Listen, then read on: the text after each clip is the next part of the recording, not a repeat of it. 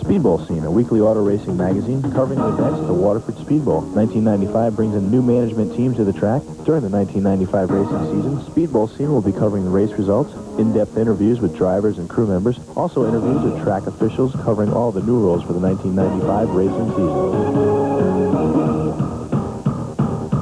Hi, and welcome to another edition of Speedbowl Scene. I'm your host, MG Geer. Coming up on this week's show, an interview with Tom Fox. So stay tuned for the fastest half hour in auto racing, Speedbowl Scene.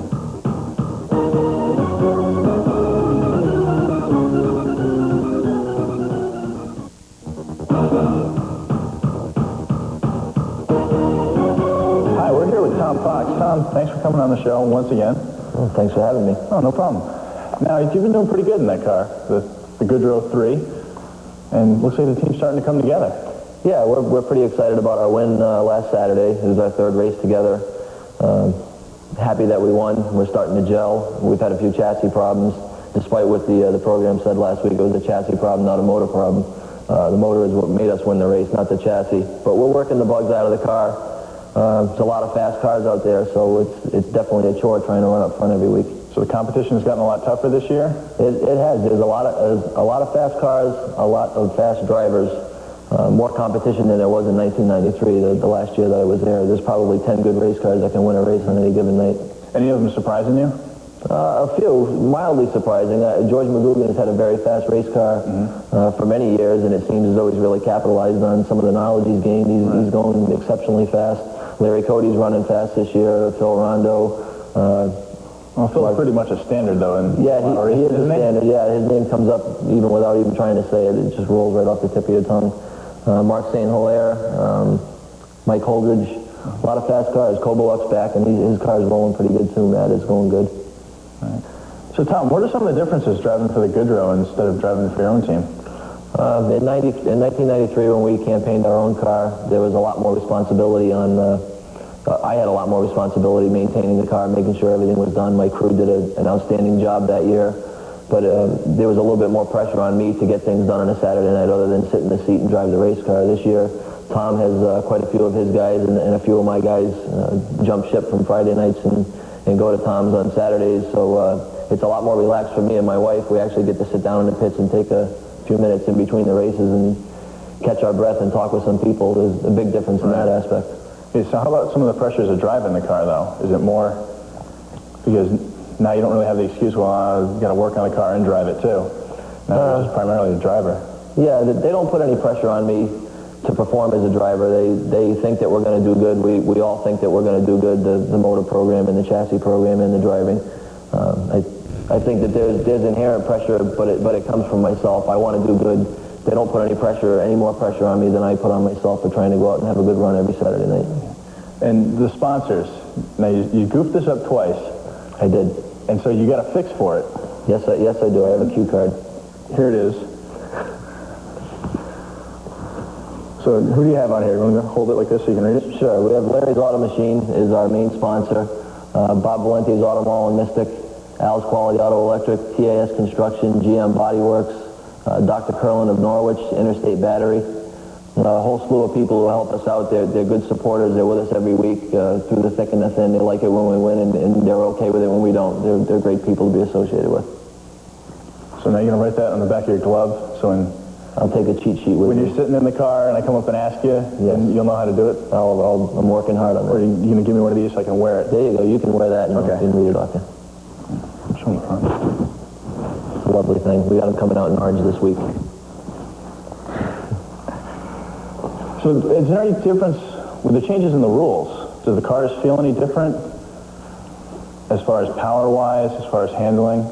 No, they feel like I remember them feeling in 1993. Obviously, our car is having a little bit of a problem. We're not up to snuff, but the track surface hasn't changed greatly. What's interesting is the lines that they painted on the first week when I went out and raced on the surface with the lines. I was following the lines rather than running the groove that the car would go the best in. And I was wondering why I couldn't get the knack of running again. I felt as though I took a year off and something was missing. I just wasn't in sync. And now that the lines have been removed by rubber, I think I can get my groove going again, because we don't actually drive. A lot of people don't drive exactly where the stripes are put on the racetrack. But I was trying to do that because it's a natural thing to lay in the line. Right. So it's getting a little bit easier. It's starting to come back to me. So I actually remembered all those years of driver's ed class then, starting to... Yeah, we use hand signals when we're on the racetrack, too. Do you? So speaking of hand, what are some of those hand signals? Some of the hand signals are, you put your hand up when the yellow comes out to signify to the people behind you that you're slowing down or that there's a problem ahead of you. Under the caution, you see a lot of guys will almost look like they're using sign language. They want you to come up and look at a tire or something, and you really can't figure out what they're trying to tell you other than that distraught look on their face. Mm-hmm. You know that something must be wrong with it. Right. And so you're number one. It's used a little bit. A little bit, yeah. Thanks a lot.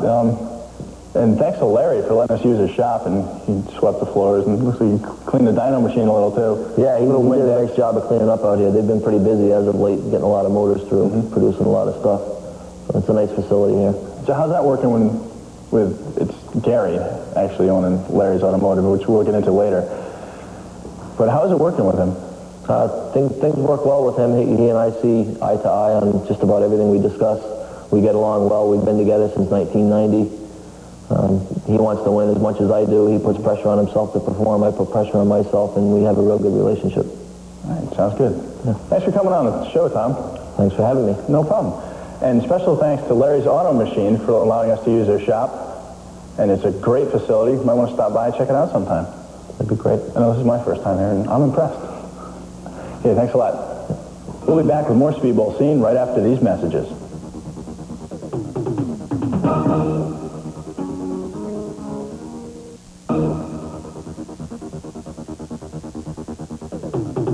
Coming up on Speedbowl Scene, all the highlights from the mini stock feature.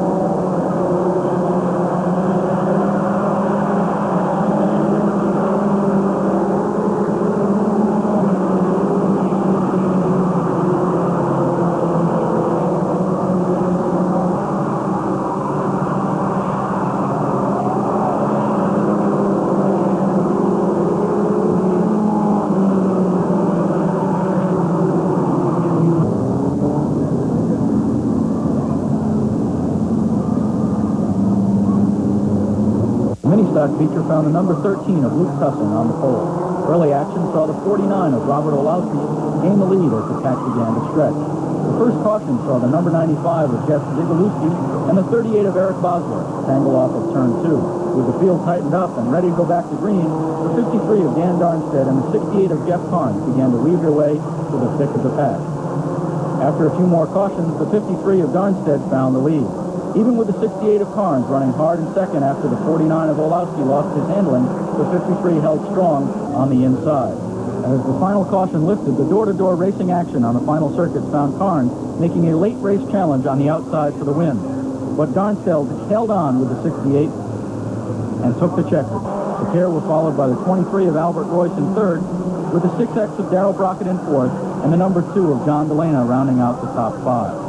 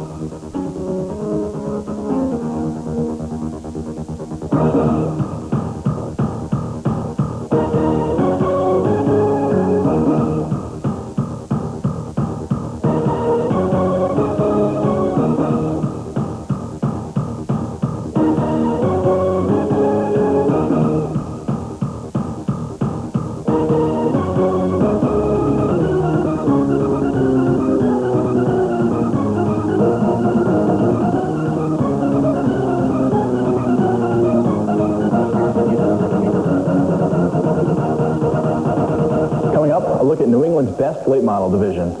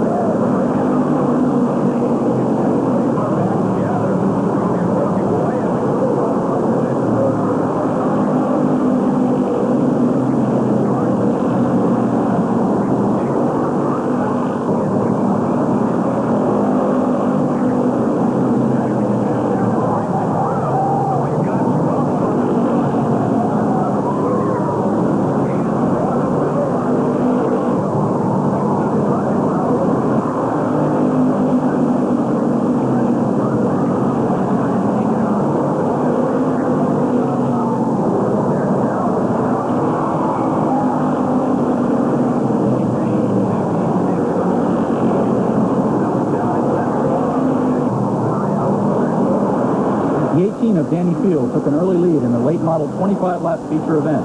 The handling began to go away on Field's car, allowing the 39 of John Brower Jr. to take the lead. But the 19 of Phil Rondeau and the 40 of Matt Kovaluk were charging hard through the middle of the pack. In the closing laps, both Rondeau and Kovaluk moved past Brower into first and second place. On the last lap, coming out of turn 4, Kovaluk pulled alongside Rondeau, but Farmer Phil outpowered the number 40 to take the checkers. This marks the first feature win for the number 19 crew in 1995. Second went to Kovaluk, followed by the 39 of John Brower. Larry Cody drove his backup car, number 89, to fourth, and 82 of Mike Holdridge rounded out the top 5.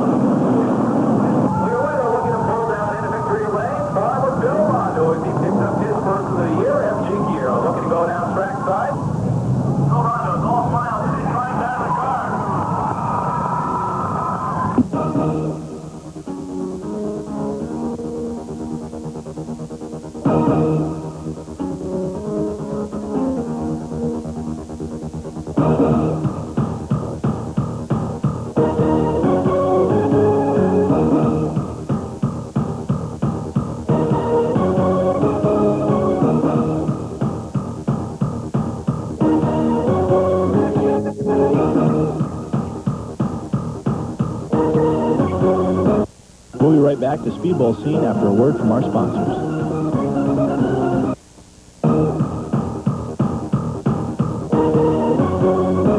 Here's a look at all the highlights from the modified feature event.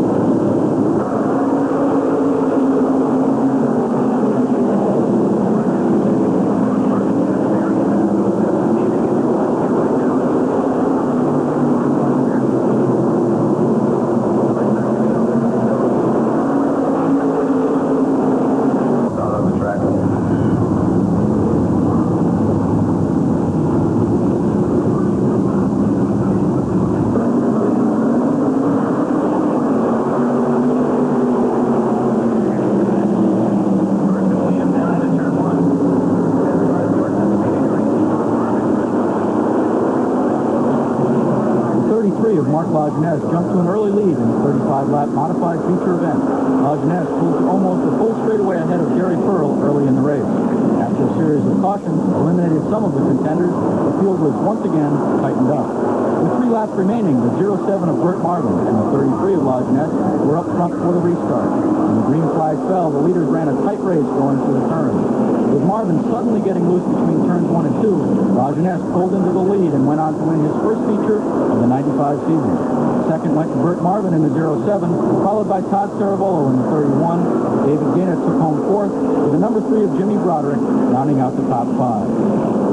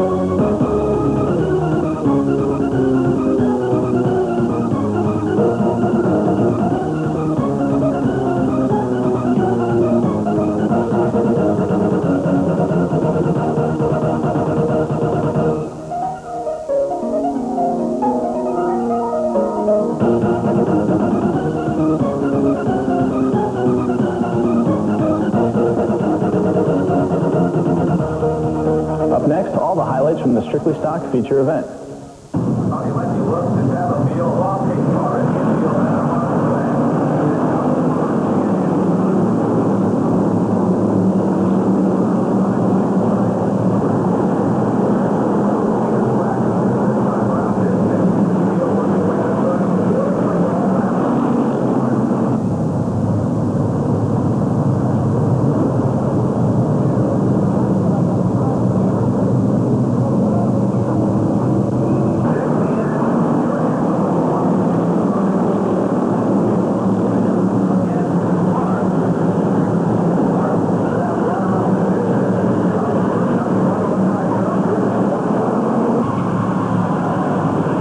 Speedbowl Strictly Stock Division had a tough night last Saturday and only got 4 laps completed when track management threw the red flag. Early race leader Donald Burge in the 29 led the first circuit, followed by Ed Clark, Robert Laziniak, and Sue Savardi. The first caution brought out by an incident out of turn 2. The second caution managed to collect Savardi and put the 39 out for the night. The field took the green on the restart, but the yellow was right back out as an incident on the backstretch collected a slew of cars. The next restart managed to damage the 50X of Mike Caprio, the current point leader in the Strictly Stock, and a host of other competitors as well. The final caution came as Tony Matrino in the 13X took a hard shot on the front stretch. When everything was cleared, the red flag fell for the final time. This feature will be concluded May 27th with the field taking to the track in the order they left Saturday night. Donald Burge in the 29 will find himself up front with the 65 of Eric Esderly and the 26 of Darren Menditto and the 97 of Ken Cassidy right behind.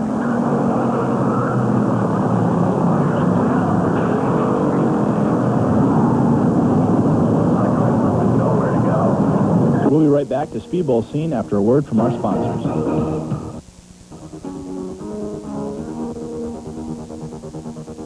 Here's a list of all the upcoming events at the Speedbowl.